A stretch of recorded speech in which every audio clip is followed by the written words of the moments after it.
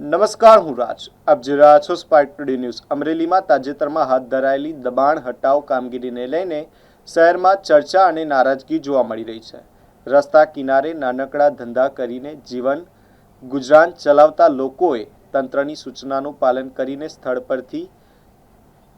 ખાલી કરી દીધું હતું. પરંતુ હવે લોકો સવાલ ઉઠાવી રહ્યા છે કે આવી જ કડક કાર્યવાહી પ્રભાવશાળી અને વગદાર લોકો સામે કેમ નથી થતી.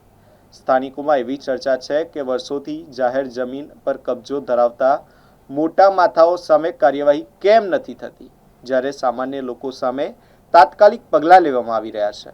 લોકોની માંગ છે કે કાયદો સૌના માટે સમાન હોવો જોઈએ, તો કાર્યવાહી પણ સૌના સામે સમાન રીતે થવી જોઈએ. હવે સૌની નજર તંત્રના આગામી પગલાં પર રહેલી છે. નગરપાલિકા અને રોડ એન્ડ બિલ્ડિંગ દ્વારા જે આપણા મેઇન રસ્તાઓ છે, સેન્ટર પોઈન્ટથી રૂપમ ટોકીના ઢાળથી કુકાઓ ચકાતનાકા અને સેન્ટર પોઈન્ટથી લાઠી રોડના બાયપાસ સુધીનો જે રોડ છે એમાં જે દબાણદારો હતા એ લોકોને અગાઉ નોટિસ આપેલી હતી અને આજે નોટિસના દિવસે એમને દબાણ હટાવવાની કાર્યવાહી કરવામાં આવેલ હતી, જેમાં મોટાભાગના દબાણદારોએ જાતે જ દબાણ હટાવી લીધું હતું અને જે થોડા ઘણા દબાણ બાકી હતા હટાવવાના એને આજે નગરપાલિકા અને આરએનબી દ્વારા હટાવવાની કાર્યવાહી કરવામાં આવી અને લો એન્ડ ઓર્ડરની પરિસ્થિતિ માટે વહીવટીતંત્ર અને પોલીસ સાથે હતી. કેટલા દિવસ ચાલશે કામ? હાલ તો અત્યારે આજનો દિવસ છે, ફરી વખત નોટિસનો જ્યારે પણ દિવસ આવશે ત્યારે ફરી વખત કરવામાં આવશે.